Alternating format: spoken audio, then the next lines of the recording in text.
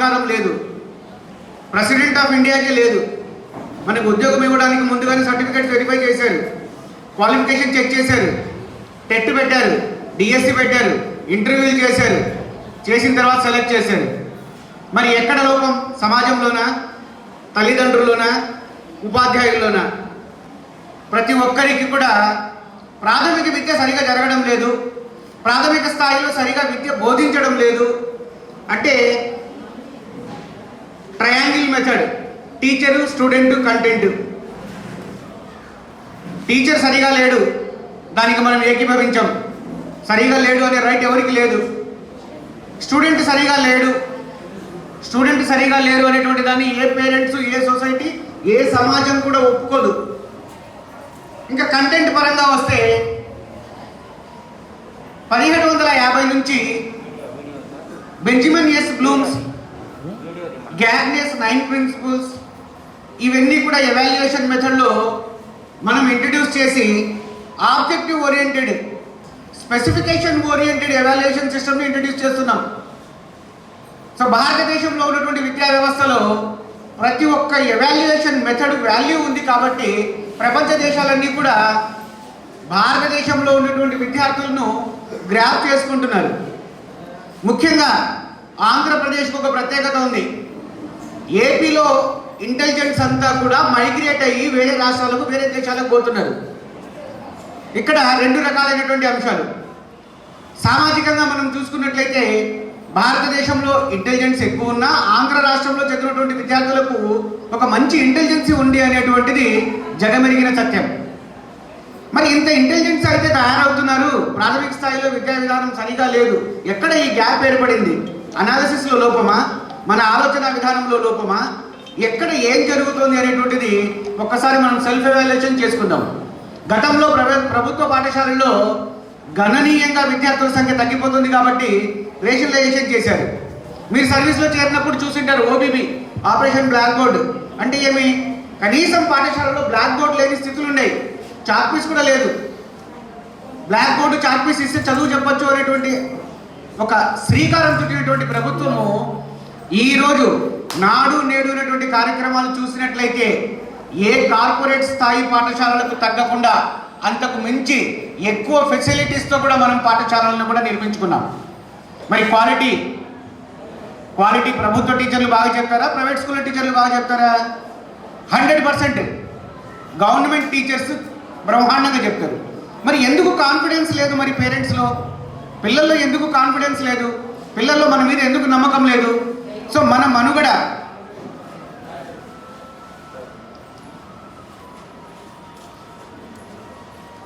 చెప్పక మనం మనుగడ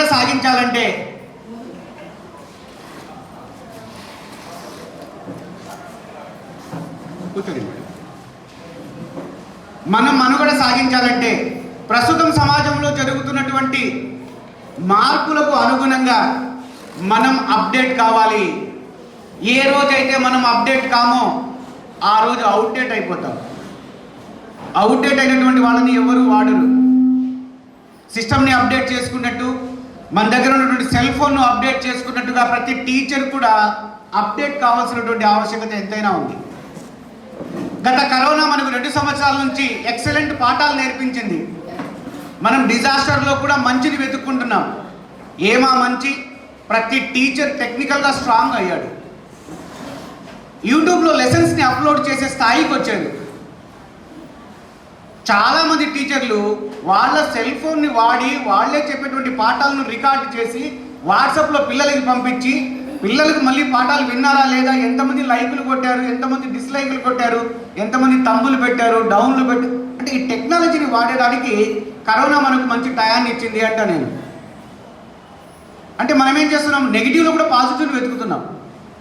ఇప్పుడు ఈ 2 ఏళ్ల తర్వాత మళ్ళీ 3వ దశ, 3వ వేవ్, 3rd వేవ్, ఒమిక్రాన్ ఎంత భయపడిచ్చినా, ఎంత సమాజంలో దాని ఎఫెక్ట్ ఉన్నా, ప్రాథమిక స్థాయిలో ఈ 2 ఏళ్ళు విద్యా వ్యవస్థ చాలా వెనుకబడిపోయింది అనడానికి అందరం సహకరించాల్సిందే, అందరం ఒప్పుకోవాల్సిందే.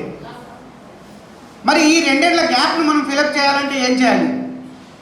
కొత్తగా జాతీయ విద్యా విధానాన్ని ప్రవేశపెట్టారు. మనం గర్వంగా చెప్పుకోవచ్చు, ఏ రాష్ట్ర ప్రభుత్వం కూడా చేయలేనటువంటి విధంగా ఆంధ్ర రాష్ట్ర ప్రభుత్వము ఎన్ఈపి నేషనల్ ఎడ్యుకేషన్ పాలసీ 2020కి సంబంధించినటువంటి సన్నాహాలన్నీ కూడా చేసి ప్రాథమిక స్థాయి నుంచే విద్యా వ్యవస్థలో మార్పులు తేవడానికి కంకణం కట్టినటువంటి మొట్టమొదటి రాష్ట్రం మన ఆంధ్రప్రదేశ్. అటువంటి ఆంధ్రప్రదేశ్లో ఉపాధ్యాయులమైనటువంటి మన బాధ్యత. మన పేరెంట్స్ ఏం చదివారు? పియూసీ చదివారు. తర్వాత ఏమొచ్చింది? ఎస్ఎస్ఎల్సి వచ్చింది. తర్వాత ఏమొచ్చింది? కామన్ కోర్స్ సిలబస్ వచ్చింది.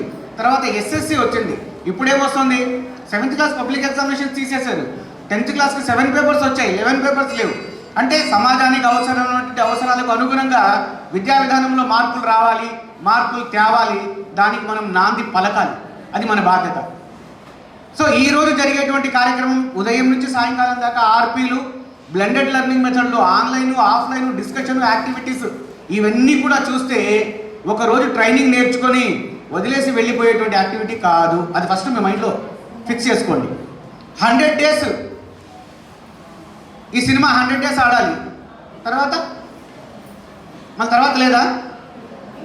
ఏం దీని లక్ష్యం? ఓన్లీ ఎందుకు 100 days పెట్టారు?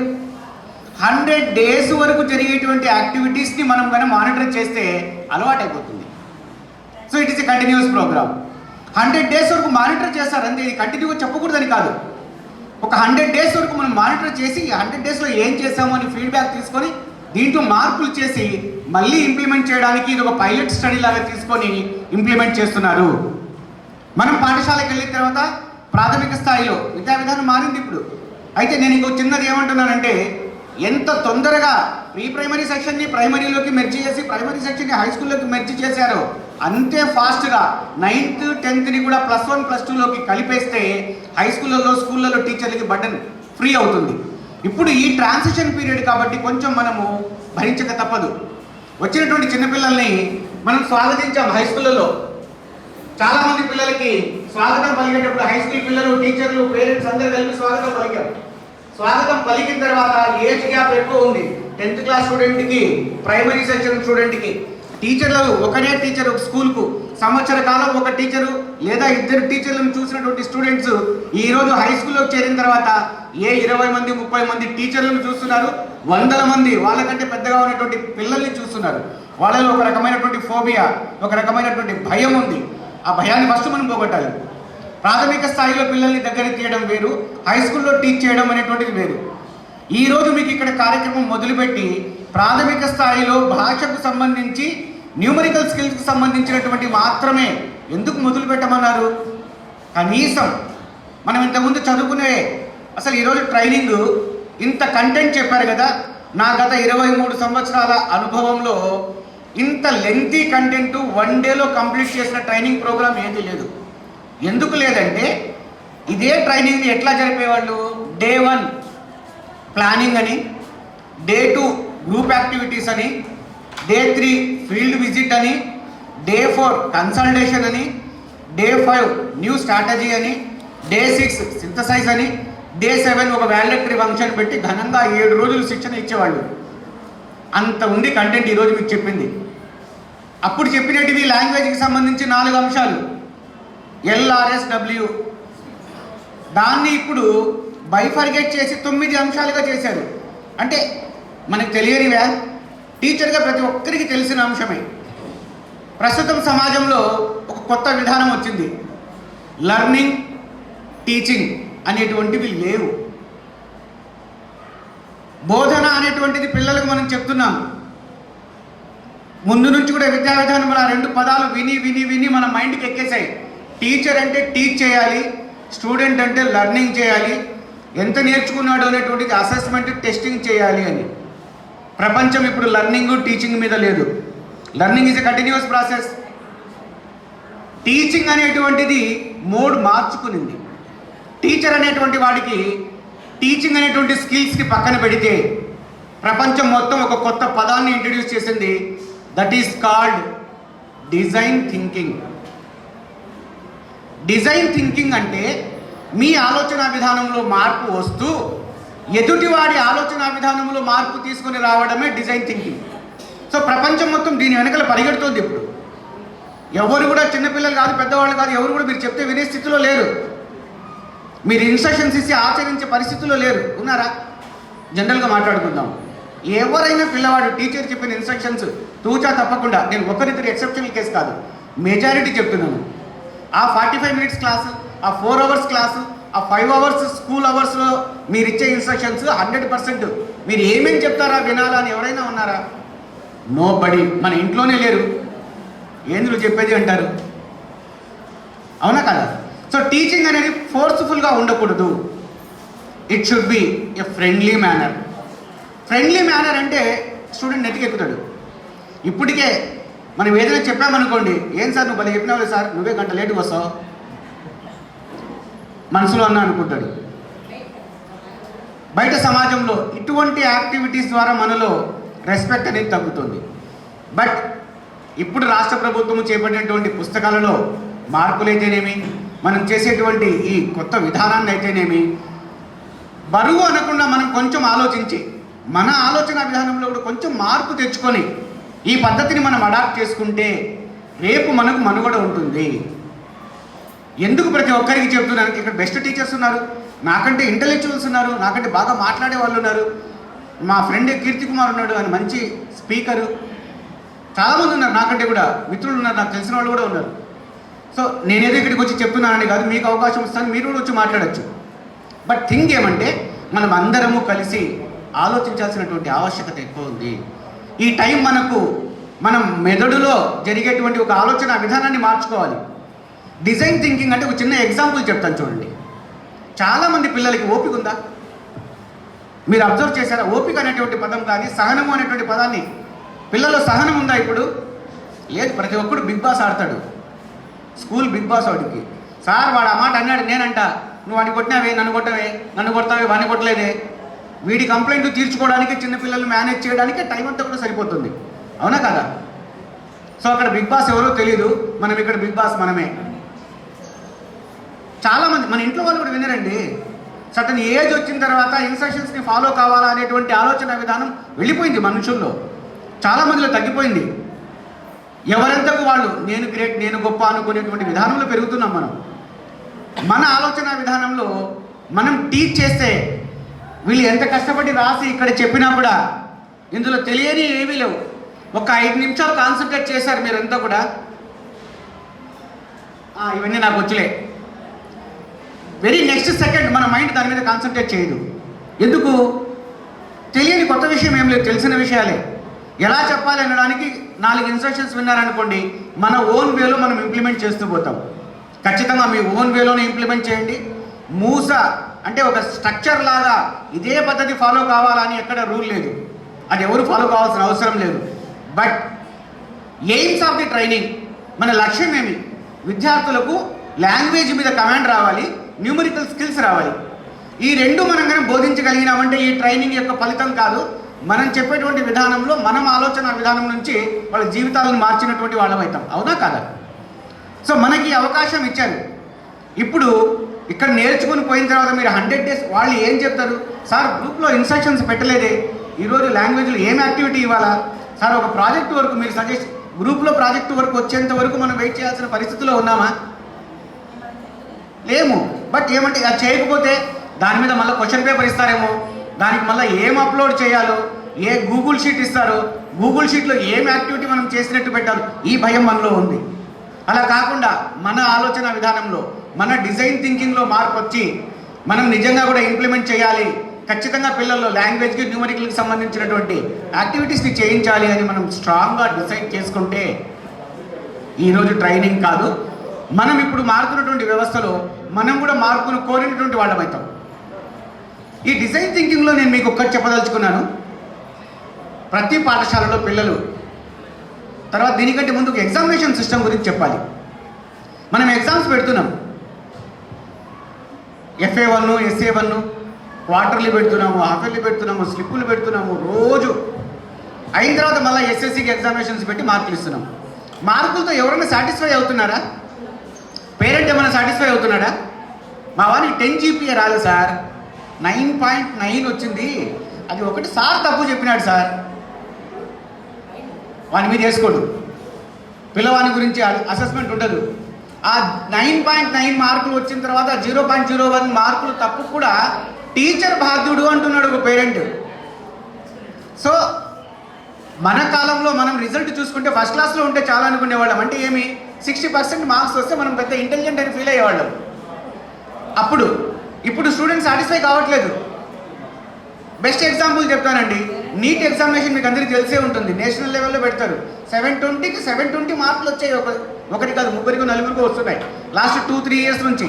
720 మార్కులు 720 తెచ్చుకోగలుగుతున్నాడు అంటే పేపర్ ఇచ్చిన వాడిది తప్ప పేపర్ సెట్ చేసిన వాడికంటే స్టూడెంట్ ఎక్కువ ఇంటెలిజెంటా? సో ఈ స్టూడెంట్ని మనం ఎట్లా బేరీ చేసుకోవాలి అంటే కాంపిటీషన్ పెరిగిపోయింది. ఈ కాంపిటీషన్ వరల్డ్లో మార్కుల వెంట పరిగెడుతున్నారు పిల్లలంతా కూడా. రెండోది, private system government system compare చేస్తే ఇంటెలిజెంట్ పిల్లలు గవర్నమెంట్ సెక్టర్లో ఉంటారా, ప్రైవేట్ సెక్టర్లో ఉంటారా? పక్కాగా గవర్నమెంట్ సెక్టర్లో ఉంటారు. మంచి అచీవర్స్ ఎవరు అంటే గవర్నమెంట్ సెక్టర్లో చదివిన పిల్లలు. కాకపోతే ఒక చిన్న విషయం అబ్జర్వ్ చేయాలి.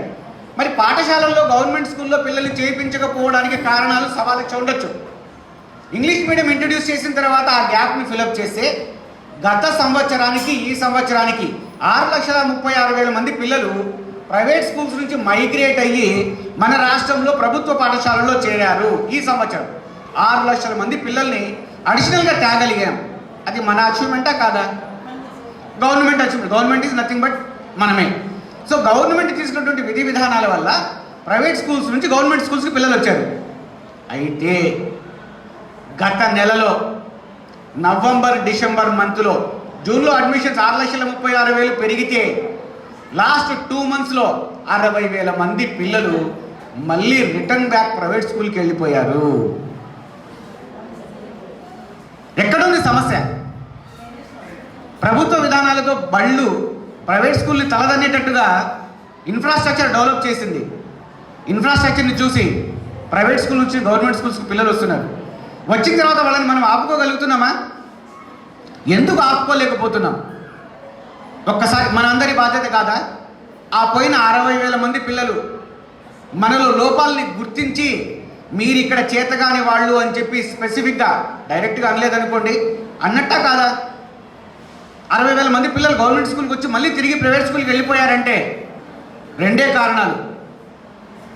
వ్యవస్థ మీద వాళ్ళకు నమ్మకమన్నా లేకుండా ఉండాలి, లేదా ఈ వ్యవస్థలో వచ్చిన తర్వాత వాళ్లకు నచ్చకుండా ఉండాలి. ఆ రెండు మనం సెల్ఫ్ ఎవాల్యుయేషన్ చేసుకుంటే ఖచ్చితంగా మన గవర్నమెంట్ స్కూల్స్ అన్నీ కూడా బాగుపడతాయి. సో వచ్చిన పిల్లవాడు ఒక్క స్టూడెంట్ కూడా మళ్ళీ తిరిగి ప్రైవేట్ స్కూల్కి పోకుండా ఉండాలి అంటే మనం ఒక నమ్మకమైనటువంటి విద్యా విధానంతో పాటుగా పిల్లల తల్లిదండ్రుల్లో ఒక కాన్ఫిడెన్స్ని క్రియేట్ చేయాలి. అది ఖచ్చితంగా మన బాధ్యత, అవునా కదా?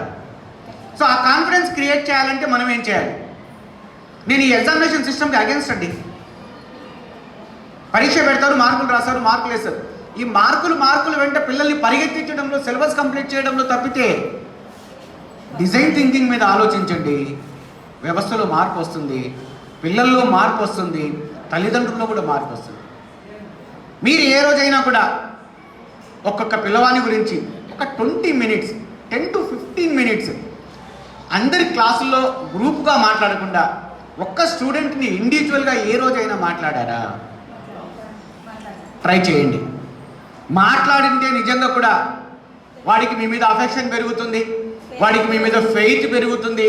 నాకు మా ఇంటి సభ్యులతో పాటుగా ఒక టీచర్ నాకు సపోర్టుగా ఉన్నారు.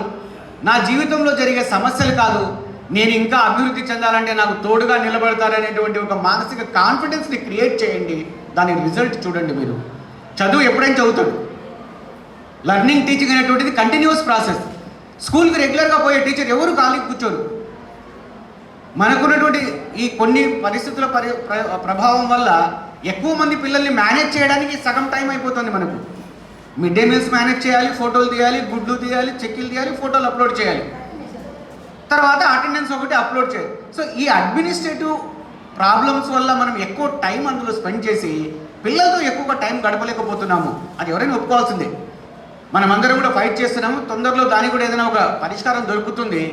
అయినా కూడా డిజైన్ థింకింగ్లో పిల్లలు చాలా అభివృద్ధి చెందుతారు. ఈ రోజు నుంచి మీ ఆలోచన విధానంతో పాటుగా అసలు ఏంటి డిజైన్ థింకింగ్ అంటే? ఆలోచన విధానాన్ని మార్చడమే. ఎలా మార్చాలి? ఒక మంచి ఇంటెలిజెంట్ స్టూడెంట్ ఉన్నాడండి, వాడికి సీట్ రాకపోతే, మార్కులు రాకపోతే సూసైడ్ చేసుకుంటున్నాడు. మేజర్ సమస్య. అది మన బాధ్యత కాదా? చదువుతో పాటుగా వాడికి లైఫ్లో కాన్ఫిడెన్స్ని క్రియేట్ చేయాల్సిన ఆవశ్యకత లేదా? మనం చేయలేమా? ఒక చిన్న స్టోరీ చెప్పనా? ఒక టీచర్ ఇంటి నుంచి స్కూల్కి వచ్చేటప్పుడు దారిలో ఒక ముసలోళ్ళకి ఇద్దరికి, అమ్మా నాన్నకి, ఒక తండ్రి ఇంట్లో నుంచి బయటికి గెంటేస్తున్నాడు. ఏం జరిగిందో పర్సనల్ మ్యాటర్ టీచర్కు తెలియదు. కళ్ళారా నిలబడి చూసింది ఆమె. వాళ్ళ ఇంట్లో ఏదో గలాడి. ఆ స్టూడెంట్, వీళ్ళ స్కూల్కి వచ్చేటువంటి స్టూడెంట్ వాళ్ళ పేరెంట్ ఇంట్లో ఉన్నటువంటి వృద్ధుల తల్లిదండ్రులు బయటికి తరిమేస్తున్నాడు. వాళ్ళిద్దరు బయటకు వచ్చి కాలు పట్టుకుంటున్నారు. మేము తప్పు చేయలేదురా, నీ భార్యని అనింది అని చెప్పేసి, ఏదో అత్తాకోడళ్ళ మధ్య ఉన్నటువంటి సమస్య అది. బాహుబలి కూడా అత్తాకోడళ్ళ సమస్య, అంటే అంత పెద్ద హైట్ అయింది అది. సో అదే కాన్సెప్ట్ ఇక్కడ కూడా. కానీ ఆ కాన్సెప్ట్ ఇంపార్టెంట్ కాదు. ఒక టీచర్ చూసిన తర్వాత స్కూల్కి వచ్చి ఆ పిల్లవాడిని పిలిచి పర్సనల్గా మాట్లాడింది. ఏం మాట్లాడిందంటే, ఆమె డిజైన్ థింకింగ్ గురించి చెప్తున్నాను చూడండి.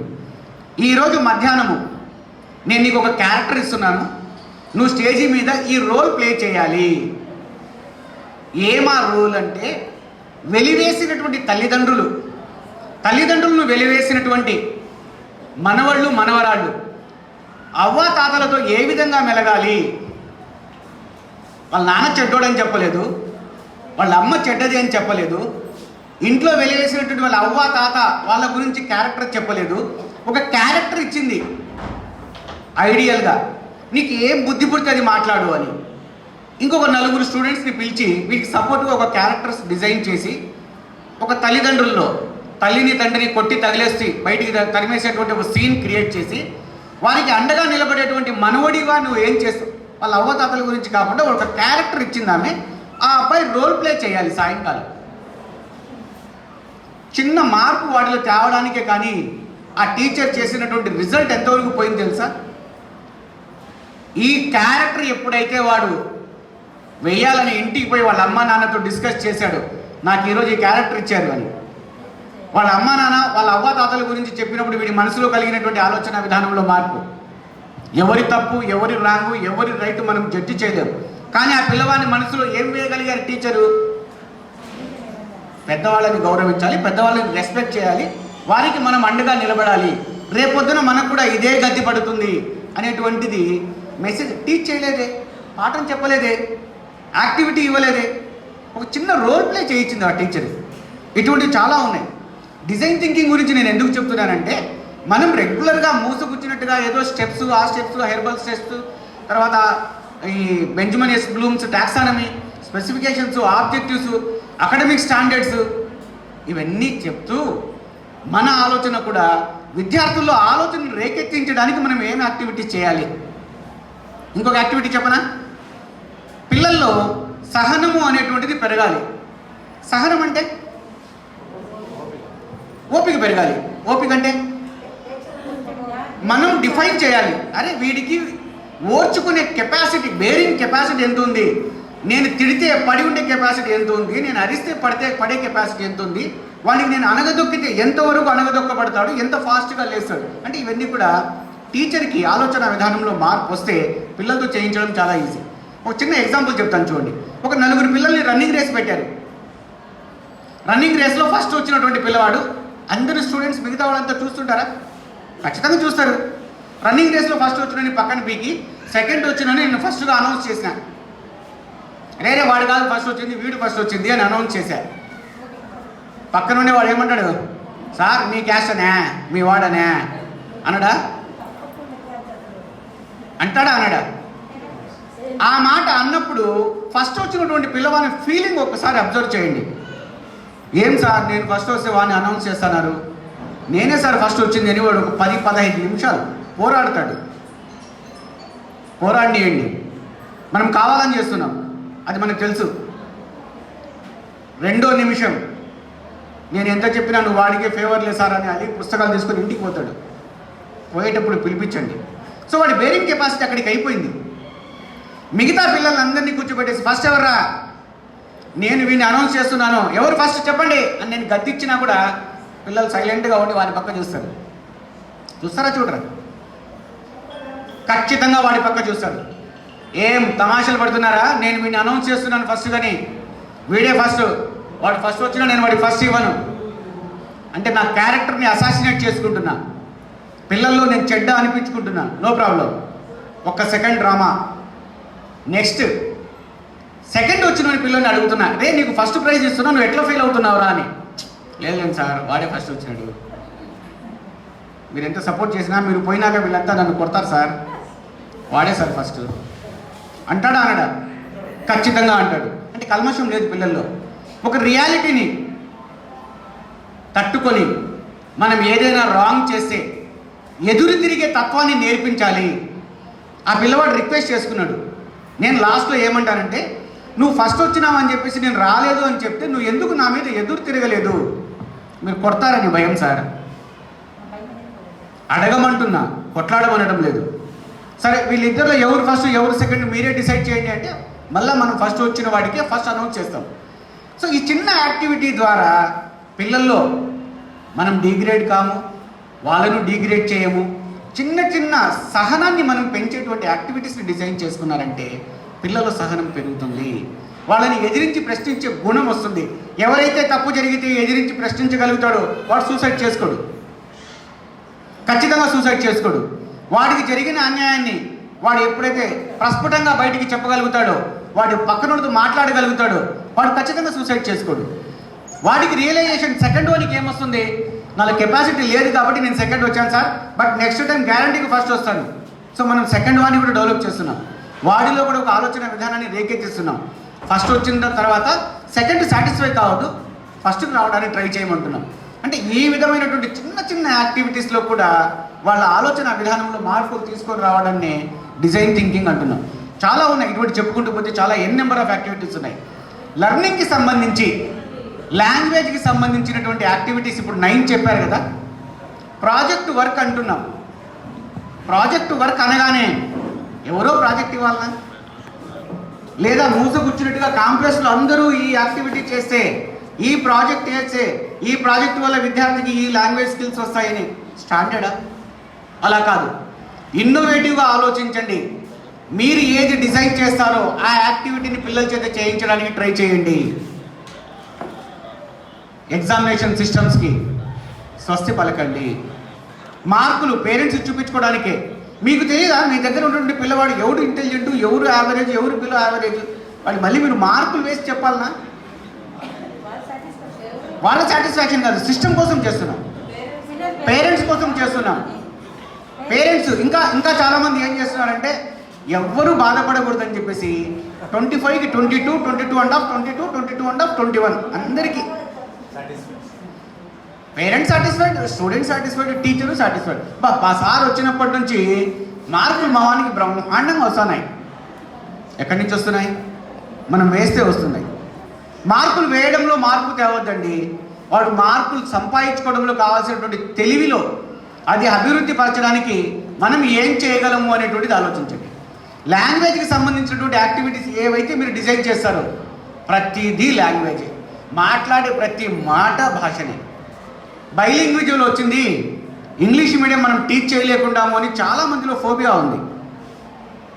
చాలామంది టీచర్స్ ట్రైనింగ్ ఏ దాంట్లో కావాలి మీకు అంటే ఇంగ్లీష్ మీడియం టీచ్ చేయడంలో ట్రైనింగ్ కావాలా అని చెప్పి రిక్వెస్ట్ పెట్టారు మొన్న ఒక గూగుల్ ఫామ్లో. ఏపీనే కాదు, వేరే రాష్ట్రాలు కూడా ఉన్నాయి. వేరే రాష్ట్రాలతో కంపేర్ చేస్తే మన రాష్ట్రంలో చాలామంది టీచర్లు ఇంగ్లీష్లో చెప్పగలుగుతున్నారు. వేరే రాష్ట్రాలతో కంపేర్ చేసి, వేరే రాష్ట్రాల్లో కనీసం ఏబిసిడి ఆల్ఫాబెట్స్ చదవలేని టీచర్ల వ్యవస్థలు కూడా చాలామంది, అది జోక్గా కాదు కానీ ఒక వీడియో కూడా వైరల్ అయింది మీకు. ఇంగ్లీష్లో పదాలు రాయమని వాళ్ళ డిఐ వచ్చినప్పుడు బోర్డు మీద ఆమె రాసినటువంటి పదాలు, అలాంటి వాళ్ళు ఉన్నారు. మనం వేరే రాష్ట్రాలతో కంపేర్ చేస్తే చాలా మేలు. మనం అలవాటు చేసుకోవాల్సింది ఏమంటే లాంగ్వేజ్ కమాండ్. పిల్లలతో పాటుగా మనం కూడా ఇంగ్లీష్ని అప్పుడప్పుడు మధ్యలో వాడడానికి అలవాటు పడాలి. టెక్స్ట్ బుక్స్ ఇప్పుడు ప్రభుత్వం ఏదైతే ఇచ్చిందో మిర్రర్ ఇమేజ్ లాగా ఉంది. ఒక పక్క తెలుగు మీడియము, ఒక పక్క ఇంగ్లీష్ మీడియం ఉంది. డిక్షనరీలు కూడా అడిషనల్గా ఇచ్చారు. టెక్స్ట్ బుక్స్ని మనం నేర్చుకుంటూ అందులో ఉన్నటువంటి ఇంగ్లీష్లో చిన్న చిన్న పదాలు ఇచ్చారు, చాలా సింపుల్ లాంగ్వేజ్లో ఇచ్చారు. ఆ చిన్న చిన్న పదాలు, చిన్న చిన్న వాక్యాలు వాళ్ళకు చెబుతూ మనం కూడా అలవాటు చేసుకుంటే మనం 1 year తర్వాత ప్రొఫెషనల్స్ అవుతాము. ఇది 100% ఛాలెంజ్.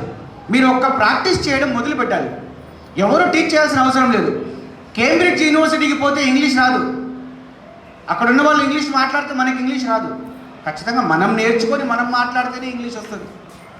సో ఆ టైప్ ఆఫ్ ఆలోచన విధానంలో మీలో మార్పు వచ్చి మంచి ఇంగ్లీష్ నేర్చుకొని నేను కూడా క్లాస్ రూమ్లో బైలింగ్విజువల్ చెప్పగలిగే కెపాసిటీకి రావాలి. ఆ తత్వాన్ని మనం కూడా ఇప్పుడు ఎలాగో లాంగ్వేజ్ లెర్నింగ్ ప్రాసెస్ స్టార్ట్ అయింది, ఆ లెర్నింగ్ యాక్టివిటీస్తో పాటుగా మనం కూడా చిన్న ఎగ్జాంపుల్ అండి. సబ్బులు పేర్లు విన్నామా మనము? ఏదో ఒక సబ్బు పేరు చెప్పండి. అబ్బా కరెక్ట్గా చెప్పారు. లక్స్ అంటే మీనింగ్ చెప్పండి. ఎన్నో పదాలు మనం రోజు వింటున్నాం. ఒక చిన్న సబ్బు లక్స్ అంటే ఏంటి అసలు? మీనింగ్ చెప్పగలరా?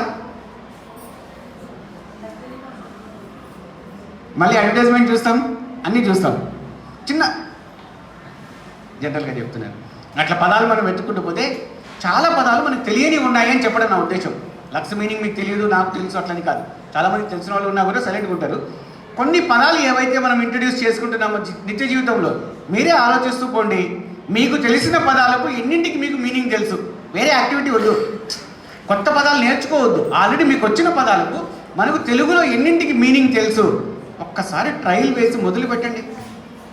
ఒక డైరీనో డిక్షనరీనో వేస్ట్ పేపర్ తీసుకోవడం, రాయడం మొదలు పెట్టండి. మీ ఇంట్లో ఉన్నటువంటి మీరు రెగ్యులర్గా వాడే పదాలకు మీనింగ్ వెతకండి. మనలో మనం ఆ మీనింగ్ వెతకడం మొదలు పెడితే పిల్లలకు చెప్పే స్థాయికి వచ్చేస్తాం. డిక్షనరీస్ వచ్చాయి, పిల్లల్ని డిక్షనరీస్ ఎలా వాడాలో నేర్పిస్తున్నాము. సేమ్ టైం మనం వాడదాం, మనకు ఉపయోగపడుతుంది. లేదా ఛాలెంజ్ ఇవ్వండి. రేపు ఈ డిక్షనరీలో మనం వెతకబోయేటువంటి పదాలు డిక్షనరీ చూడకుండా 4 పదాలు మీరు ఇచ్చి దానికి వెతికి అర్థాలు రాసుకొని రమ్మని చెప్పండి. మళ్ళీ రాసుకొని వస్తారు వెతికి. చిన్న రిలేషన్స్, మీ ఇంట్లో ఫ్యామిలీ మెంబర్స్ ఎంతమంది ఉన్నారు, ఎవరి పేరు ఏమవుతారు, ఒక చిన్న ఫ్లో చార్ట్ చేసుకుని రమ్మనండి. నెంబర్ ఆఫ్ యాక్టివిటీస్ మీరే డిజైన్ చేయొచ్చు. మీ విలేజ్, మీ సరౌండింగ్లో మీ బంధువులు ఎంత దూరంలో ఉన్నారు, అనేటువంటిది కనుక కరెక్ట్గా చేయగలిగితే లాంగ్వేజ్ వస్తుంది, మ్యాథమెటిక్స్ వస్తుంది, డిస్టెన్స్ మెజర్మెంట్ వస్తుంది. వాడికి ఎవరు ఎంత దూరంలో ఉన్నారు, ఎవరు ఎక్కువ దూరంలో ఉన్నారు, ఎవరు తక్కువ దూరంలో ఉన్నారు, కంపారిజన్ వస్తుంది. సో ఇటువంటివన్నీ కూడా చిన్న చిన్న యాక్టివిటీస్, టెక్స్ట్ బుక్లో ఉన్న యాక్టివిటీసే కాకుండా మనకు తెలిసిన యాక్టివిటీస్ ఇన్నోవేటివ్గా మీరు ఆలోచించి ప్రాక్టీస్ చేయించగలిగితే ఖచ్చితంగా ఈరోజు ట్రైనింగ్ తీసుకొని ఈ 100 రోజుల ప్రోగ్రాం పక్కన పెట్టండి. ఈ 100 రోజులతో పాటు మనం కంటిన్యూ చేసేటువంటి లాంగ్వేజ్ ఇంప్రూవ్మెంట్ ప్రోగ్రామ్ కానీ న్యూమరికల్ ఎబిలిటీస్ ఎందుకు 100 days పెట్టారంటే గత కరోనా పీరియడ్లో ఎక్కడైతే పిల్లలు నష్టపోయారో మినిమం ఫస్ట్ బేసిక్స్ వాళ్ళకి కావాల్సినటువంటివి ఫండమెంటల్ స్కిల్స్, కనీస అభ్యసనాలు. దానికి ముందు పూర్వపదం MLL విన్నామా? Minimum levels of learnings. అదే ఇప్పుడు మనం ఇంప్లిమెంట్ చేస్తున్నాము. నేను ఎప్పుడు సర్వీస్లో చేరినప్పుడు విన్నాను పదం MLL అని. అది మినిమం లెవెల్సా మ్యాక్సిమం లెవెల్సా? మినిమము ఉంది, మ్యాక్సిమము ఉంది. మినిమం లెవెల్స్ ఆఫ్ లెర్నింగ్ని నేర్పిస్తే మ్యాక్సిమం లెవెల్స్ ఆఫ్ లెర్నింగ్ వరకు తీసుకొని పోవడమే మన డ్యూటీ. అదే ఇప్పుడు యాక్టివిటీ బేస్డ్ చెప్తున్నాము. యాక్టివిటీ బేస్డ్ అంటే యాక్టివిటీ చేయించడంలోనే, అందులోనే ఎవరు ఇంటెలిజెంట్, ఎవరు డల్లు, ఎవరు యావరేజ్ తెలిసిపోతుంది. మళ్ళీ మీరు ఎగ్జామ్ పెట్టి ఎగ్జామ్ ఫోబియాని పోగొట్టండి. ప్రతి యాక్టివిటీ అందరి చేత చేయించడానికి ప్రయత్నించండి. అందరూ చేస్తారు. లాస్ట్లో చేసేవాడు కొంచెం డల్గా ఉంటాడు, వాడిని ప్రోత్సహించండి. ఫస్ట్ కంప్లీట్ చేసినవాడు ఇంటెలిజెంట్గా ఉంటాడు, వాడి కాన్సెప్ట్ తొందరగా అర్థమైంది కాబట్టి తొందరగా చేయగలుగుతాడు. ఒక చిన్న ఎగ్జాంపుల్, మీ చుట్టుపక్కల ఉన్నటువంటి ఫ్లవర్స్ ఏమేమి ఉన్నాయో ఆ ఫ్లవర్స్ తీసుకొని దాని పేర్లు రాసుకొని రండి. చిన్నపిల్లలు చేయలేరా? హెర్బేరియం షీట్ బైపీసీలో ఇంటర్మీడియట్లో చేయాలని రూల్ ఏం లేదు. చిన్నపిల్లలు కూడా యాక్టివిటీ ఇవ్వచ్చు. ఒక్కొక్క మొక్కను ఒక్కొక్కరు అడాప్షన్ తీసుకోమని చెప్పండి. ఇది కూడా కాదు, డైలీ సాయంకాలం పూట 6 బయట కానీ మిద్దె ఎక్కిన తర్వాత కానీ ఆకాశాన్ని చూడండి. మీకు కనబడినటువంటి నక్షత్రాలు ఒక వైట్ పేపర్లో మ్యాప్ లాగా డాట్ చేసి తీసుకొని రమ్మని చెప్పండి. ఏం అబ్జర్వ్ చేస్తాడు? ఏమీ అబ్జర్వ్ చేయలేదు సార్, నాకేం కనపడలేదు, చుక్కలు కనిపించినాయి, నాకు కావాల్సిన చుక్కలే. నెక్స్ట్ డే యాక్టివిటీ ఇవ్వండి. ఈ నువ్వు డాట్ చేసిన చుక్కల్లో ఎక్కువ బ్రైట్ ఏది ఉంది, ఎక్కువ లిమినస్ దేంట్లో తక్కువ ఉంది అడగండి. నెక్స్ట్ డే యాక్టివిటీ సాటర్డే దీంట్లో ఏమైనా మార్పులు జరిగాయని అడగండి. ఏ చుక్క ఎక్కడి నుంచి మారింది అడగండి. సో ఒక అబ్జర్వేషన్ స్కిల్ని మనం డెవలప్, యాక్టివిటీ ఇంపార్టెంట్ కాదు, అందులో బిహైండ్ వాడి వెనకల దాగి ఉన్నటువంటి ఎయిమ్ వేరు. మనం ఒక యాక్టివిటీ చేయిస్తున్నామంటే ఆ యాక్టివిటీ ద్వారా అబ్జర్వేషన్ పెరుగుతుంది, కాన్సన్ట్రేషన్ పెరుగుతుంది, ఇంట్రెస్ట్ పెరుగుతుంది, వాడు ఫస్ట్ చేయాలనేటువంటి తపన పెరుగుతుంది, ఆటోమేటిక్గా లెర్నింగ్ స్టేజ్లోకి వచ్చేస్తుంది. ఒక్కసారి వాడి ఆలోచన విధానంలో మార్పు తెచ్చారంటే ఇంకా మీరు చెప్పాల్సిన అవసరం లేదు, పక్కగా నేర్చుకుంటాడు, పక్కగా చదువుతాడు. సో నా ఫైనల్గా ఒక 2 నిమిషాల్లో ముగిస్తాను. నా కన్క్లూజన్ ఏమంటే, ట్రైనింగ్ ప్రోగ్రామ్ అనేటువంటిది ఎంత ఎఫెక్టివ్గా విన్నాము, ఎంత ఎఫెక్టివ్గా ఇంప్లిమెంట్ చేస్తున్నాము, దాని అవుట్కమ్ రిజల్ట్స్ పిల్లవాడికి మినిమం 60 సెకండ్లలో 60 పదాలు అని ఒక ఛాలెంజ్ ఇస్తున్నారు. మీరు కరెక్ట్గా కౌంట్ చేస్తే 1 2 3 4 5 అట్లా 60 కౌంట్ చేస్తే 30 సెకండ్స్లో కంప్లీట్ అయిపోతాయి. పెద్ద టాస్క్ కాదు అది. మీరు ఫాస్ట్గా 1 2 3 కౌంట్ చేయండి, పదమే కదా, 1 అనేది పదం కదా, 2 పదం కదా. మీరు ఫాస్ట్గా కౌంట్ చేస్తే 60 వర్డ్స్ కంప్లీట్ అయ్యేటప్పటికి 30 సెకండ్స్ టైం అవుతుంది. 1కు బదులుగా ఇంకొక పదం, 2కు బదులుగా ఇంకొక పదం, 3కి బదులుగా ఇంకొక పదం, అట్లా మన ఛాలెంజ్. అది చాలా సింపుల్ ఛాలెంజ్, పెద్ద ఛాలెంజ్ కాదు. అది ఏ విధంగా మనం సక్సెస్ కావాలా పిల్లలతో. సో ఒక పదాలను పిల్లలను మనం ప్రాక్టీస్ చేయించి 60 సెకండ్లలో 60 పదాలు పలకగలగాలి, రాయగలగాలి, చెప్పగలగాలి అనేది మినిమం. చేయించలేమా? పక్కాగా చేయించవచ్చు.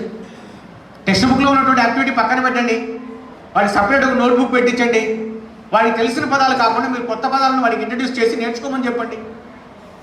ఈరోజు వాడికి ఒక 4 పదాలు చెప్పాలా, నెక్స్ట్ డే ఒక 2 పదాలు యాడ్ చేసి చెప్పాలా. 4 పదాలు చెప్పాలి, మళ్ళీ 2 పదాలు యాడ్ చేసి చెప్పాలి.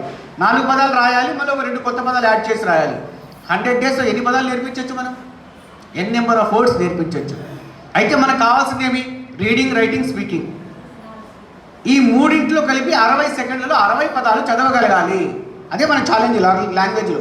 ఇప్పుడు ఉదయం జరిగిన సెక్షన్లో మీ పక్కా ఛాలెంజ్ ఏమంటే 60 సెకండ్లలో 45 నుంచి 60 పదాల వరకు ఫాస్ట్గా చదవగలగాలి, రాయగలగాలి అని. అంతేనా? రాయడం ఒకవేళ పెద్ద పదం లేట్ అవ్వచ్చేమో కానీ ఖచ్చితంగా చదవగలిగితే చాలు. ఖచ్చితంగా చదివినప్పుడే రాయగలుగుతాడు. సో ఇంత చిన్న టాస్క్కు మనం ఉదయం నుంచి మీకు యాక్టివిటీస్ ఇవన్నీ కూడా ఎందుకు చేయిస్తున్నాము? మీరు రేపొద్దున కాంప్లెక్స్లోకి వెళ్ళిన తర్వాత ఈ లెర్నింగ్ అవుట్కమ్స్ ఏవైతే ఇప్పుడు చెప్పారో, ఎయిమ్స్ ఉన్నాయో, ఈ ట్రైనింగ్ అవుట్కమ్స్ అనేటువంటివి 100 డేస్లో ఒక ఛాలెంజ్గా తీసుకొని మనం చేస్తే 100 రోజుల్లో మనం ఏదైతే పిల్లవాడు పోగొట్టుకున్నాడో, ఏదైతే స్టూడెంట్స్ 2 ఏళ్ల నుంచి దూరం అయ్యాడో, ఆ మినిమం లెవెల్స్ అనేటువంటివి లాంగ్వేజ్లో, న్యూమరిక్స్లో తీసుకొని రావాలనేటువంటిది ప్రధాన లక్ష్యం. సింపుల్ చేశానండి మీకు టాస్క్ లాంగ్వేజ్కి సంబంధించి. మధ్యాహ్నము మీకు న్యూమరికల్ స్కిల్స్కి సంబంధించినటువంటి ఒక వీడియో వస్తుంది, అది కూడా బ్లెండెడ్ మోడ్లో ఉంటుంది. వాళ్ళు మీకు ఆన్లైన్ క్లాసెస్ చెప్తారు. దాని తర్వాత మనకి ఇక్కడ ఉన్నటువంటి ఆర్పీలు మీకు దాన్ని ఏ విధంగా యాక్టివిటీ చేయించాలో చెప్తారు. ఈ రోజు ట్రైనింగ్ మీరు తీసుకున్నటువంటి ప్రధాన లక్ష్యం ఏమంటే, ఇంతవరకు మేము చెప్పలేదా సార్? ఇంతవరకు చెప్పడం లేదా? చెప్తున్నాం, ఖచ్చితంగా చెప్తున్నాం, బట్ ఛాలెంజ్గా తీసుకోలేదు. ఈరోజు తీసుకోవాల్సినటువంటి ఛాలెంజ్ ఏం? మనకు లాంగ్వేజ్కి సంబంధించినటువంటి 60 సెకండ్లలో మనం ఈ 100 డేస్లో ఎన్ని పదాలు నేర్పిస్తున్నాము ఒక మార్క్ పెడుతున్నాం, ఒక టెస్టింగ్ లాగా. సో ఒక ఏమంటారు, బెంచ్ మార్క్ పెట్టుకుంటున్నాం. ఆ బెంచ్ మార్క్కి మనం రీచ్ అవ్వడానికి ఆల్రెడీ మంచి ఇంటెలిజెంట్ ఉన్నటువంటి స్టూడెంట్స్ ఉన్నారనుకోండి, 30 డేస్లో అయిపోవచ్చు, 40 డేస్లో కావచ్చు. 100 డేస్కి ఒకసారి మనం చెక్ చేసుకుంటే ఈ యాక్టివిటీస్ని ఎంతమంది పిల్లలు రీచ్ అయ్యారు. నా క్లాస్లో 40 మంది పిల్లలు ఉన్నారు సార్, 3 ఇప్పటికే చెప్తారు, ఒక 10 మంది ఒక 2 రోజులు టైం ఇస్తే చెప్పేస్తారు, 20 మంది కాదు. లాస్ట్లో ఉన్నవాడే వాడు కనీసం 100 రోజుల్లో. మీ టార్గెట్ ఏమి? ఇంటెలిజెంట్ స్టూడెంట్ కాదు, ఎవరైతే చదవలేకుండా రాయలేకుండా ఉన్నాడో ఆ స్టూడెంట్ని టార్గెట్ చేసి కనీసం 100 రోజుల లోపల వాడిని మనం చదివించగలిగితే, రాయించగలిగితే నెక్స్ట్ తర్వాత జరిగేటువంటి విద్యా విధానము, నెక్స్ట్ జరిగేటువంటి లెర్నింగ్ ఆస్పెక్ట్స్ అన్నీ కూడా ఈజీగా వాడు నేర్చుకుంటాడు అనేటువంటిది ప్రధాన లక్ష్యం. సో ఇది కంటిన్యూస్ ప్రాసెస్. మీకు దాదాపుగా ఇంకొక 10 ఇయర్స్ వరకు ఈ టాస్క్ని పెంచుకుంటూ పోతారు. ఈరోజు మనం 100 డేస్లో వాడికి నేర్పించేటువంటిది లాంగ్వేజ్, న్యూమరికల్ స్కిల్స్ మాత్రమే, ఫండమెంటల్ స్కిల్సే, ఎక్స్ట్రా స్కిల్స్ నేర్పించడం లేదు.